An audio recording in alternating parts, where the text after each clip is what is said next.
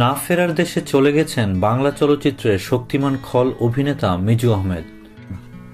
২৭ March সোমবার সন্ধ্যায় হৃদযন্ত্রের ক্রিয়া বন্ধ হয়ে তিনি মারা যান। মৃত্যুকালে তার বয়স হয়েছিল ৬২ বছর। সোমবার রাত ৮টা ২০ দিকে হঠাৎ তিনি হার্ট অ্যাটাকে আক্রান্ত হন। মিজু আহমেদের আকস্মিক মৃত্যুতে চলচ্চিত্র অঙ্গন সহ প্রায় সবখানেই নেমে এসেছে গভীর শোকের ছায়া। ফেসবুকের দেয়াল জুড়ে তারকাসহ হাজারো ভক্তের শোকের স্ট্যাটাস আর স্মৃতিচারণ। জানা গেছে, ট্রেনেই মিজু আহমেদ হার্ট অ্যাটাকে আক্রান্ত হন। এই সময় ট্রেনে কর্তব্যরত চিকিৎসক তার পালস পরীক্ষা করে তার হার্টবিট পাননি।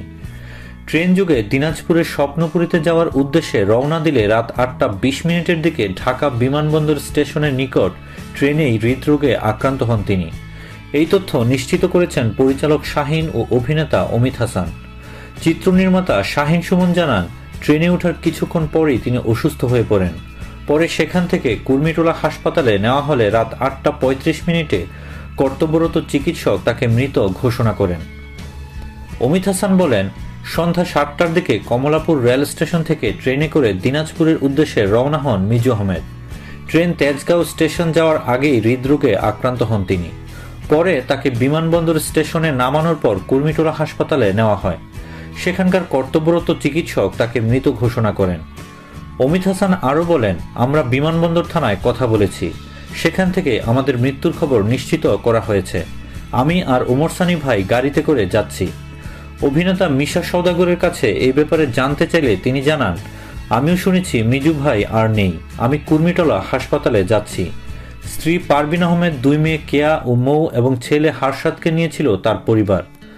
চলচ্চিত্র পরিচালক ইলিয়াস ভূঁইয়া জানান, গত মাসে শুরু হওয়া মানুষ কেন অমানুষ ছবির শুটিংয়ে অংশ নিতে ঢাকার কমলাপুর থেকে স্বপ্নপুরী যাচ্ছিলেন মিজু আহমেদ ইলিয়াস ভূঁইয়া নিজেই ওই ছবিটি পরিচালনা করছেন। ট্রেনে পরিচালক কাজী হায়াত ও অভিনেত্রী রেহানা জলিও ছিলেন। তাদের উদ্ধৃতি দিয়ে ভূঁইয়া জানান, আগে থেকে মোটেও অসুস্থ ছিলেন না তিনি। হাসি খুশি মেজাজেই উঠেছিলেন ট্রেনে। রাত ৮টার পরে ট্রেনটি বিমানবন্দর রেল স্টেশনে পৌঁছলে আকস্মিক মিজু আহমেদ বুকে ব্যথা অনুভব করেন। পরে ট্রেন থামার পর কাছের একটি হাসপাতালে নেওয়া হলে কর্তব্যরত চিকিৎসক তাকে মৃত বলে ঘোষণা করেন। চিকিৎসক জানিয়েছেন, হৃদযন্ত্রের ক্রিয়া বন্ধ হয়ে মিজু আহমেদ মারা যান।